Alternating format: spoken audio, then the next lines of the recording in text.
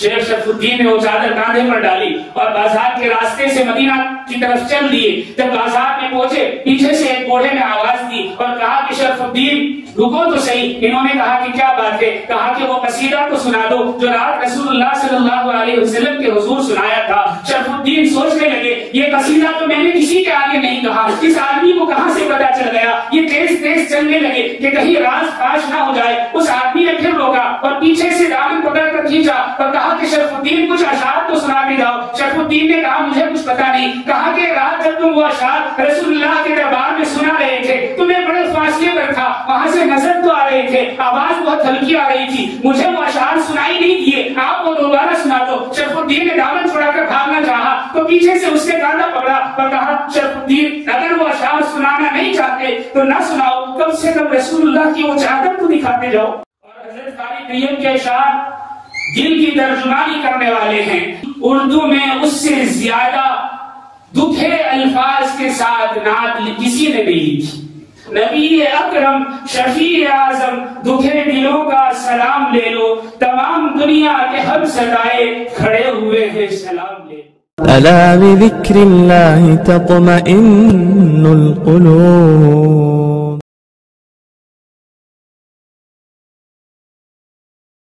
یا صاحب الجمال ویا سید البشر، یا صاحب الجمال ویا سید البشر، من وجهك المنیر لقد نور القمر، لا يمكن الثناء کما کان حقه بعد از خدا بزرگ تو یہ قصہ مختصر۔ بزرگان محترم اور عزیز دوستوں اور ساتھیوں، آج کا میرا موضوع نعت رسول مقبول صلی اللہ علیہ وسلم کی فضیلت و اہمیت اور اس کے جو ثمرات ہیں وہ ہے۔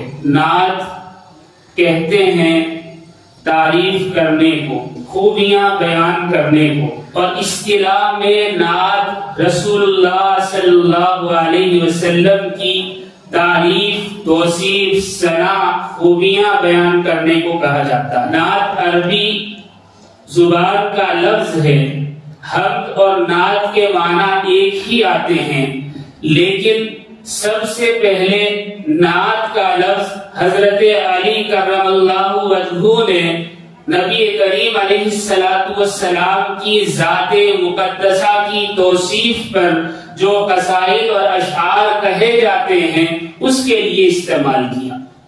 اس سے پہلے اور اس کے بعد بھی عربی زبان میں لفظ قصیدہ استعمال کیا جاتا ہے، لیکن ہمارے یہاں اردو زبان میں اور فارسی زبان میں نعت رسول اللہ صلی اللہ علیہ وسلم کی ذات مقدسہ پر کہے گئے اشعار کے لیے خاص کر دیا گیا۔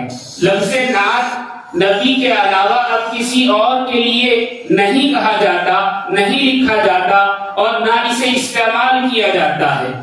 رسول اللہ صلی اللہ علیہ وسلم کی ذات اطہر پر نعت کہنا، نعت لکھنا، نعت پڑھنا یہ نبی کریم علیہ السلام کی ابتدائے نبوت سے ہی رواج پا چکا تھا۔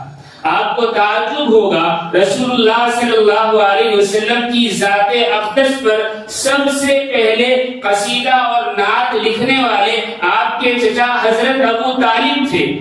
آپ نے جب نظر بندی کے دن ختم کیے، یعنی کفار مکہ نے رسول اللہ صلی اللہ علیہ وسلم کو ایک گھاٹی میں بند کر دیا تھا، سارے مسلمانوں کو اس گھاٹی سے نکلنے کی اجازت نہیں تھی، تو ایسے میں جب وہاں سے رہائی ہوئی تو سب سے پہلے نعت جس آدمی نے کہی وہ رسول اللہ کے چچا حضرت ابو طالب تھے۔ آپ نے اس میں ایک شعر کہا اور بڑا لاجواب شعر ہے، عربی اشعار ہے، بڑا لمبا قصیدہ ہے، لیکن میں صرف اس شعر کا مفہوم بیان کر دیتا ہوں۔ اس میں انہوں نے کہا قریشیوں نے سہل بن بیضا کو خوش کر کے واپس کیا ہے، جس نے ابو بکر اور محمد رسول اللہ صلی اللہ علیہ وسلم دونوں جس سے خوش ہو گئے ہیں۔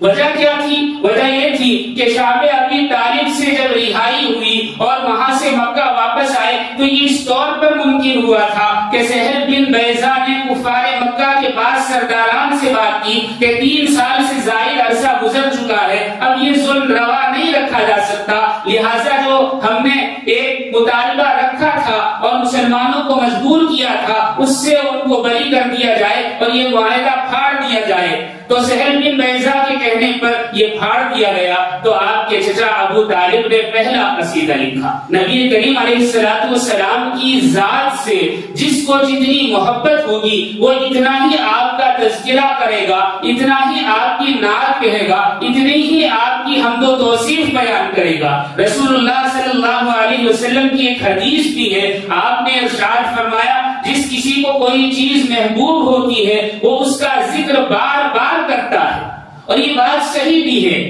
رسول اللہ صلی اللہ علیہ وسلم کے اصحاب کو اٹھا کر دیکھیں، ان کی سیرتیں پڑھیں، زندگیاں پڑھیں، لمحہ لمحہ قدم بقدم انہوں نے رسول اللہ کی ذات پر اپنی زندگیاں نچھاور کر دی۔ حضرت ابوبکر صدیق رضی اللہ تعالیٰ عنہ کی وفات کا وقت ہے اور سکرات کا عالم طاری ہے، ایسے میں حضرت ابوبکر صدیق رضی اللہ تعالیٰ عنہ اپنی بیٹی حضرت عائشہ رضی اللہ تعالیٰ عنہ کی گود میں سر رکھے ہوئے ہیں۔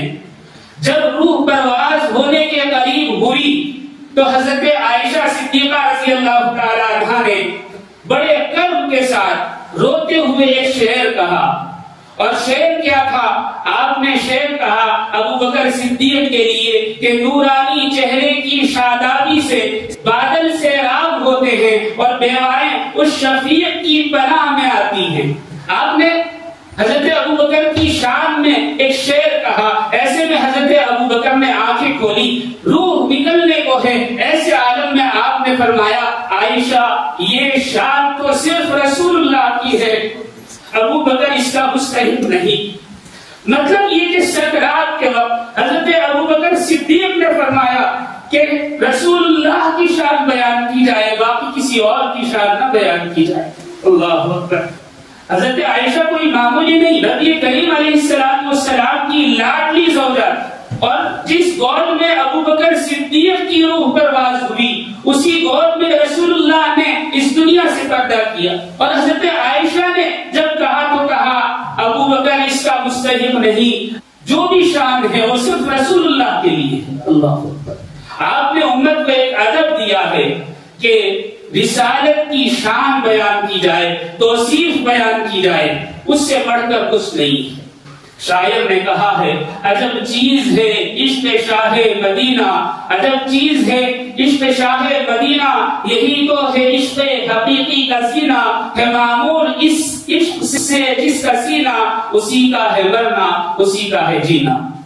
صحابہ کرام رضوان اللہ تعالی علیہم اجمعین کے زمانے میں بھی بے شمار صحابہ نے نعت کہی لکھی۔ خود رسول اللہ صلی اللہ علیہ وسلم نے بعض صحابہ کو اپنے منبر پر بٹھا کر فرمایا کہ جو تم نے اشعار کہے ہیں وہ سناؤ۔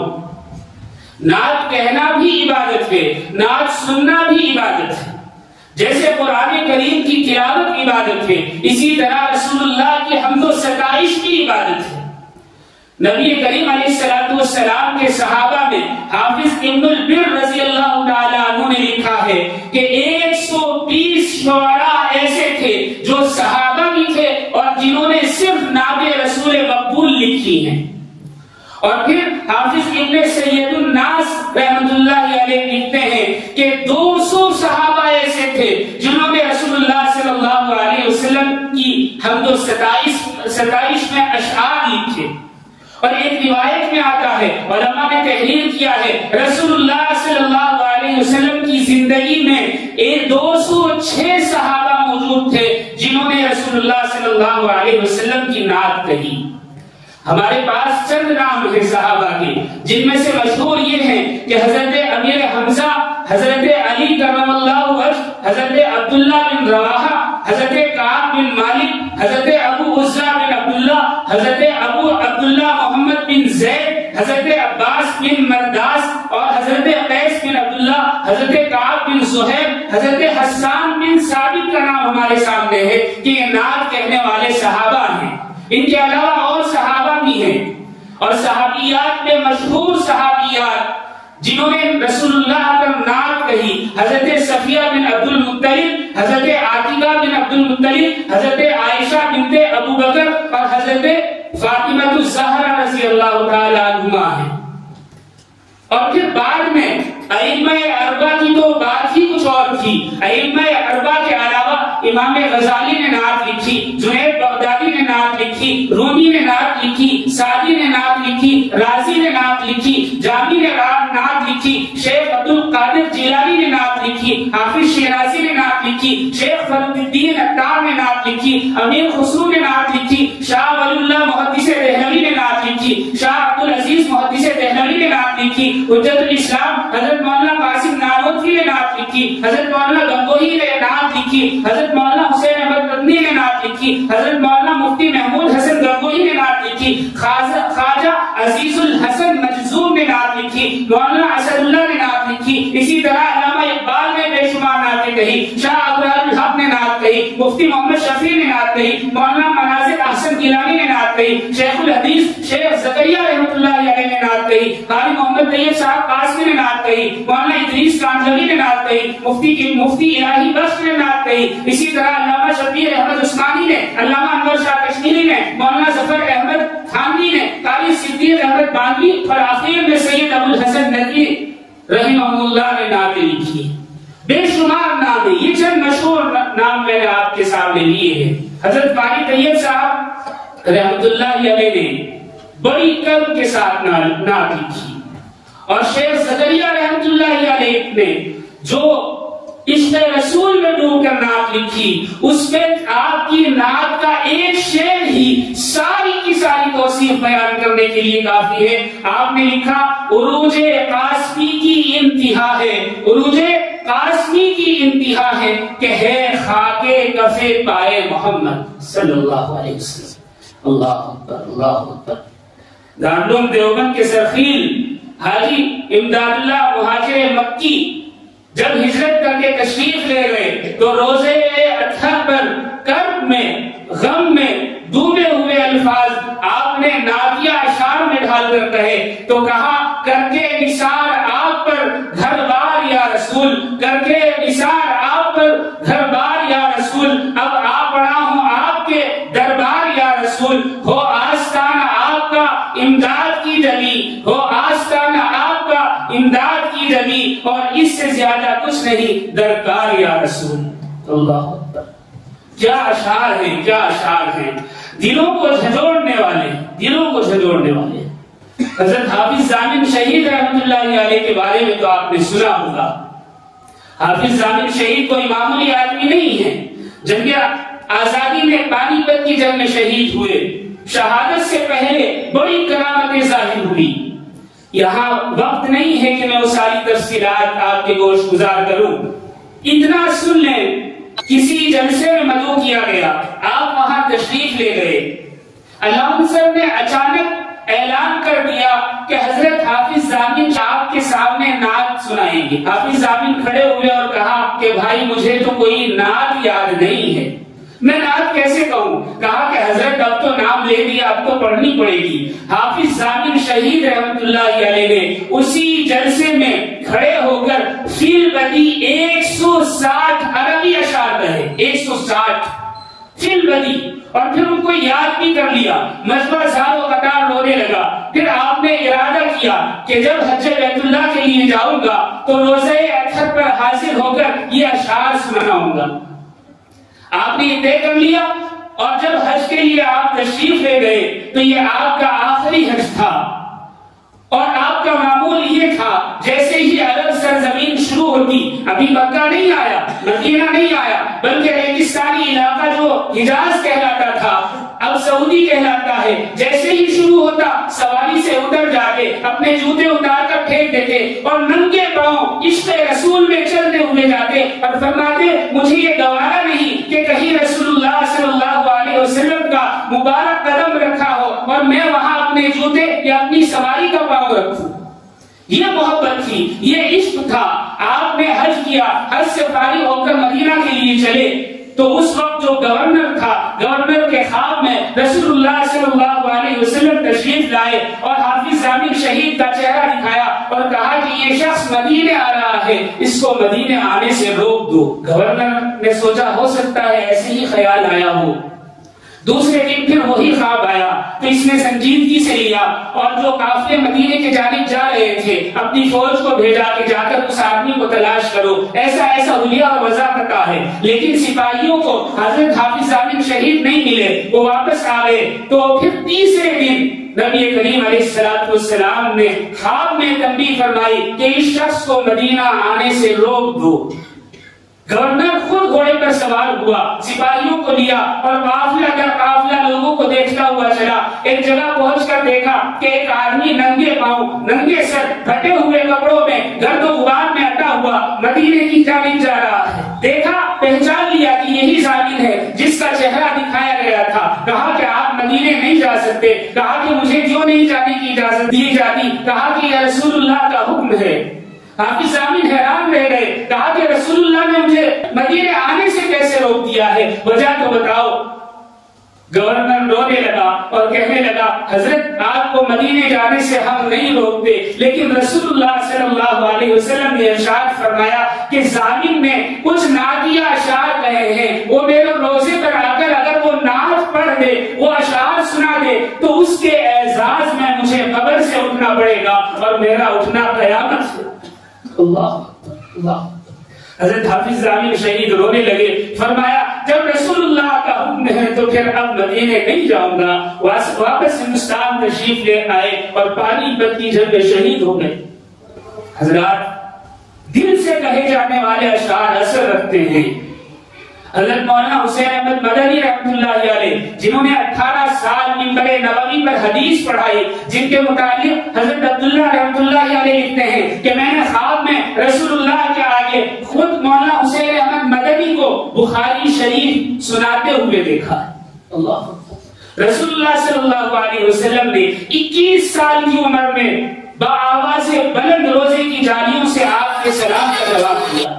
مولانا حسین احمد مدنی کے بارے میں آتا ہے کہ آپ مدینہ طیبہ میں تھے تو اردو کی ایک نعت کی کتاب تھی، اس میں ایک مصرع آپ کو اتنا پسند آیا کہ اس کو بار بار دہراتے رہے۔ جب روزے پر حاضر ہوئے تو صلاۃ و سلام کے بعد وہی مصرع دہرانے لگے۔ مصرع تھا ہاں اے حبیب رخ سے ہٹا دو نقاب کو، ہاں اے حبیب رخ سے ہٹا دو نقاب کو۔ یہ مصرع بار بار پڑھتے رہے یہاں تک کہ کھلی آنکھ سے رسول اللہ صلی اللہ علیہ وسلم کی زیارت نصیب۔ یہ صرف قصہ کہانیاں نہیں ہیں، دلائل کے ساتھ کتاب میں یہ واقعات لکھے ہوئے ہیں، شاہدین نے دستخط کیے ہیں۔ اور حضرت قاری طیب کے اشعار دل کی ترجمانی کرنے والے ہیں۔ جب آپ کا وصال ہوا، آپ کے تکیے کے نیچے سے جو نعت نکلی اردو میں اس سے زیادہ دکھے الفاظ کے ساتھ نعت کسی نے نہیں لکھی۔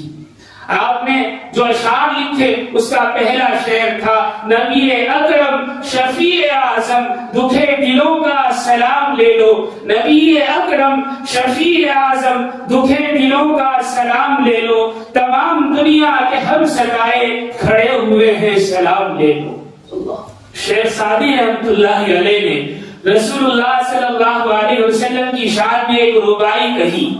ربائی کہتے ہیں 4 لائن 4 مصروں کے ایک شعر کو 3 لائنیں پوری ہو گئی، چوتھی لائن پوری نہیں ہو رہی تھی۔ کیا ربائی تھی؟ ربائی تھی آپ نے سنی بھی ہوگی، بلغ العلا بکمالہ کشفت تجا بجمالہ حسنت جمیع خصالہ۔ یہ 3 لائن پوری ہو گئی، 3 مصرے ہو گئے، چوتھا مصرع ہو ہی نہیں رہا تھا۔ بڑی کوشش کی، جستجو کی، لیکن چوتھا مصرع مل ہی نہیں رہا تھا۔ رات میں رسول اللہ صلی اللہ علیہ وسلم کی زیارت بھی آپ نے فرمایا سعدی وہ تم نے جو ربائی کہی ہے ذرا سناؤ تو۔ کہا کہ اے اللہ کے نبی صرف 3 مصرے ہوئے ہیں۔ کہا کہ سناؤ۔ کہا بلغ العلا بکمالہ کشفت تجا بجمالہ حسنت جمیع خصالہ۔ رسول اللہ صلی اللہ علیہ وسلم نے فرمایا سعدی چوتھا مصرع ملا لو، صلو علیہ وآلہ۔ اللہ صلی اللہ علیہ وسلم، صلی اللہ علیہ وسلم۔ نعتیہ اشعار بڑا اثر رکھتے ہیں، بڑا اثر رکھتے ہیں۔ حضرت تھانوی نے ایک کتاب نشر الطیب فی ذکر نبی الحبیب صلی اللہ علیہ وسلم کے نام سے لکھی۔ حضرت تھانوی فرماتے ہیں کہ جب میں وہ کتاب لکھتا، جس دن کتاب کا کچھ کام ہوتا اس دن تعاون کا کوئی کیس نہیں آتا تھا، یعنی اس زمانے میں تعاون کی وبا پھیلی ہوئی تھی۔ جس دن کتاب پر کام ہوتا اس دن تعاون کا کوئی مریض فوت نہ ہوتا، اور جس دن نہ ہوتا تو اس دن کوئی نہ کوئی خبر آ جاتی۔ تو یہ اتفاق مجھے شروع میں محسوس ہوا، پھر یقین میں تبدیل ہو گیا اور میرا تجربہ بھی ہوا۔ پھر میں نے اپنے دوست و احباب سے کہا کہ اس کتاب کے اشعار پڑھو تاکہ تعاون سے حفاظت ہو سکے، اور تجربہ بڑا کامیاب رہا۔ معلوم یہ ہوا نعت، منقبت اور رسول اللہ صلی اللہ علیہ وسلم کی مدح سرائی کا اثر دلوں پر بھی ہوتا ہے اور جسموں پر بھی ہوتا ہے، روح پر بھی ہوتا ہے، ایمان پر بھی ہوتا ہے اور زندگیوں میں بھی ہوتا ہے۔ شیخ شرف الدین بوصیری کا واقعہ میں نے بارہا آپ کے سامنے پیش کیا۔ آپ نے عربی زبان میں رسول اللہ صلی اللہ علیہ وسلم کی نعت کہی اور ارادہ کیا کہ حج کے لیے جاؤں گا تو یہ نعت رسول اللہ صلی اللہ علیہ وسلم کے روزے پر حاضر ہو کر سناؤں گا۔ اب یہ ہوا کہ آپ نے جب ارادہ کیا اور پیسے جمع کیے اور پھر یہ پکا ارادہ کیا کہ کل مجھے نکلنا ہے، تو رات میں فالج پڑا اور سارا جسم ساکت ہو گیا، دل چلنے پھرنے ہلنے جلنے سے معذور ہو گئے۔ کچھ روایتوں میں آتا ہے 8 سال، کچھ میں آتا ہے 10 سال، کچھ میں آتا ہے 20 سال آپ بستر پر پڑے رہے۔ اسی حالت میں جب وقت پورا ہوا تو نبی کریم علیہ السلام کی زیارت ہوئی۔ دیکھا کہ رسول اللہ منبر پر تشریف فرما ہے، لوگ جمع ہیں، زیارت کر رہے ہیں۔ نبی کریم علیہ السلام نے کہا شرف الدین بوصیری آؤ اور ذرا وہ قصیدہ تو سناؤ جو تم نے ہماری شان میں لکھا ہے۔ شرف الدین بوصیری نے وہ قصیدہ سنایا۔ رسول اللہ صلی اللہ علیہ وسلم نے خوش ہو کر اپنے کاندھے مبارک سے یمنی چادر اتار کر شرف الدین بوصیری کو اڑا دی۔ آنکھ کھلی تو دیکھا کہ جسم صحیح سالم ہے، کوئی بیماری کا اثر نہیں اور چادر برابر میں رکھی ہوئی ہے۔ اللہ اللہ۔ علماء کرام نے لکھا ہے یہ چادر صرف 2 لوگوں کو رسول اللہ صلی اللہ علیہ وسلم نے دی۔ ایک حضرت کعب بن زہیر رضی اللہ تعالیٰ عنہ کو، انہوں نے نبی کریم علیہ السلام کی شان میں جو قصیدہ لکھا تو آپ نے اپنی وہ یمنی چادر اتار کر ان کو پہنائی، اور پھر حضرت شیخ شرف الدین بوصیری رحمۃ اللہ علیہ، اور یہ چادر آج بھی استنبول کے میوزیم میں رکھی ہوئی ہے۔ اللہ اکبر۔ شیخ شرف الدین نے وہ چادر کاندھے پر ڈالی اور بازار کے راستے سے مدینہ کی طرف چل دیے۔ جب بازار میں پہنچے پیچھے سے ایک بوڑھے نے آواز دی اور کہا کہ شرف الدین رکو تو صحیح۔ انہوں نے کہا کہ کیا بات ہے؟ کہا کہ وہ قصیدہ تو سنا دو جو رات رسول اللہ صلی اللہ علیہ وسلم کے حضور سنایا تھا۔ شرف الدین سوچنے لگے یہ قصیدہ تو میں نے کسی کے آگے نہیں کہا، اس آدمی کو کہاں سے پتا چل گیا؟ یہ تیز تیز چلنے لگے کہ کہیں راز فاش نہ ہو جائے۔ اس آدمی نے پھر روکا اور پیچھے سے دامن پکڑ کر کھینچا اور کہا کہ شرف الدین کچھ اشعار تو سنا کے جاؤ۔ شرف الدین نے کہا مجھے کچھ پتا نہیں۔ کہا کہ رات جب تم وہ اشعار رسول اللہ کے دربار میں سنا رہے تھے تمہیں بڑے فاصلے پر تھا، وہاں سے نظر تو آ رہے تھے، آواز بہت ہلکی آ رہی تھی، مجھے وہ اشعار سنائی نہیں دیے، آپ وہ دوبارہ سنا دو۔ شرف الدین نے دامن چھڑا کر بھاگنا چاہا تو پیچھے سے اس کے کاندھا پکڑا اور کہا شرف الدین اگر وہ اشعار سنانا نہیں چاہتے تو نہ سناؤ، کم سے کم رسول اللہ کی وہ چادر تو دکھاتے جاؤ۔ اشعار کا اثر زندگیوں میں ہوتا ہے، آج بھی ہوتا ہے۔ حضرت فاطمہ الزہرا رضی اللہ تعالی عنہا نے شعر کہا، کیا شعر تھا جس کا معنی یہ تھا، مفہوم یہ تھا کہ جس نے میرے رسول اللہ کے پیروں کی مٹی کو ایک مرتبہ سونگھ لیا زندگی میں اسے کسی خوشبو کی حاجت نہیں رہی۔ کیا عالی شان شعر کہا، کیا عالی شان شعر کہا۔ اور بات بھی یہی تھی، رسول اللہ صلی اللہ علیہ وسلم کی ذات سے، آپ کی باتوں سے، آپ کے جسم مبارک سے خوشبو پھوٹتی تھی۔ ایک صحابیہ رسول اللہ صلی اللہ علیہ وسلم مسجد نبوی میں چٹائی پر گرمیوں کے دن میں آرام فرما رہے ہیں، پیشانی سے اور سینہ مبارک سے پسینے کے قطرے ٹپک رہے ہیں، تو ان صحابیہ نے ایک شیشی لی اور اس میں پسینے کے قطرے پتھرے جمع کرنے شروع کر دیے. رسول اللہ صلی اللہ علیہ وسلم کی آنکھ کھل گئی. فرمایا کیا کرتی ہو؟ وہ ڈر گئی. کہنے لگی اے اللہ کے رسول میرے گھر میں بچی کا نکاح ہے اور میرے گھر میں کوئی خوشبو نہیں ہے. سوچا آپ کے پسینے کو لے جاؤ تاکہ اس کے سینے پر ملبوس ہو اس میں بھی خوشبو پیدا ہو جائے. رسول اللہ صلی اللہ علیہ وسلم نے فرمایا کہ لے لو. وہ صحابیہ خوشبو لے کر چلی گئی اور اپنی بیٹی کے سینے پر مل دیا. نکاح ہو گیا, رخصتی ہو گئی. روایتوں میں آتا ہے, تاریخ کی کتابیں شاہد ہیں, 7 نسلوں تک گلاب کی خوشبو بدن سے پھوٹتی تھی. اللہ, اسی لیے شاعر نے کہا ہے ارد معطر آقا کا دلہن کا جسم جب عطر کرے. ارد معطر آقا کا دلہن کا جسم جب عطر کرے اس باغ کی خوشبو کیا ہوگی جس باغ کا غنچہ ایسا ہے. رسول اللہ میں کیا خوشبو ہوگی. حضرت تھانوی رحمت اللہ علیہ کے بارے میں آتا ہے کہ آپ بڑے نازک مزاج تھے, خوشبو نہیں لگایا کرتے تھے. اس کے باوجود گلاب کی تیز خوشبو سے عشق کی انتہا تک محبت کی لگاؤ تھا. لوگوں نے کہا کہ حضرت آپ خوشبو سے الرجی ہوتی ہے اور آپ خوشبو پسند نہیں کرتے, لیکن گلاب کی خوشبو پر ایسی وارفتگی. کہا کہ حدیث میں آیا ہے کہ گلاب رسول اللہ کے پسینے سے نکلا ہے. کسی عالم نے اعتراض کیا اور کہا کہ حضرت یہ حدیث تو ضعیف ہے. تو کہنے لگے بھائی ہم تو عاشق رسول ہیں, حدیث ضعیف ہے لیکن ہے تو حدیث, ہے تو اللہ کے رسول کا کلام. حدیث ضعیف ہو یا قوی, ہمارے لیے تو رسول اللہ کا کلام ہے. کیا عشق تھا, کیا محبت تھی. نعت کہنے کے لیے, نعت سننے کے لیے ادب بھی ضروری ہے اور اکرام بھی ضروری ہے, محبت بھی ضروری ہے, اور رسول اللہ کی سنتوں پر بھی عمل کرنا ضروری ہے. اگر سنتوں پر عمل نہ ہو تو نعت کہنے اور سننے کا اثر نہ دل پر ہوتا ہے نہ روح پر ہوتا ہے. کسی شاعر نے دہلی میں ایک شعر کہا اور رسول اللہ کی شان میں ایسا شعر کہا کہ ایران میں کسی آدمی نے جب وہ شعر سنا تو اس زمانے میں پیدل چل کر ایران سے دہلی پہنچا اور کہا کہ اس شاعر کا, اس سنا خان مصطفیٰ کا چہرہ تو دیکھ لوں جس نے اس اتنا عمدہ شعر کہا ہے. گھر پہنچا تو پتہ چلا کہ حجامت بنانے کے لیے حجام کی دکان پر گئے ہیں. وہاں پہنچا تو دیکھا کہ جس نے شعر کہا تھا وہ آدمی بیٹھا ہوا حجام کی دکان میں شیو کرا رہا ہے. تو اس آدمی کو بڑا دکھ ہوا. اس نے کہا کہ میں ایران سے آیا ہوں, آپ نے فلاں شعر کہا کہ ہاں. کہا کہ میں آپ کی زیارت کو آیا تھا, میں تو سمجھتا تھا آپ بڑے پکے عاشق رسول ہیں, اتنا عمدہ شعر آپ نے کہا ہے, پر آپ تو یہاں داڑھی منڈوا رہے ہیں. تو اس نے کہا کہ میں داڑھی ہی تو منڈوا رہا ہوں, کسی کا دل تو نہیں چیر رہا. غور کرنے کی بات ہے میرے بھائیوں. اس نے کہا کہ میں کسی کا دل تو نہیں چیر رہا. تو جو ایران سے آدمی آیا تھا اس نے کہا کہ ہاں بھائی کسی کا دل تو نہیں چیر رہا, لیکن سنت رسول کو منڈوا کر رسول اللہ صلی اللہ علیہ وسلم کا دل ضرور چیر رہے. بات صحیح ہے, ہم عشق رسول کا دعویٰ کرتے ہیں لیکن عمل نہیں کرتے, سنتوں سے ہمیں لگاؤ نہیں ہے.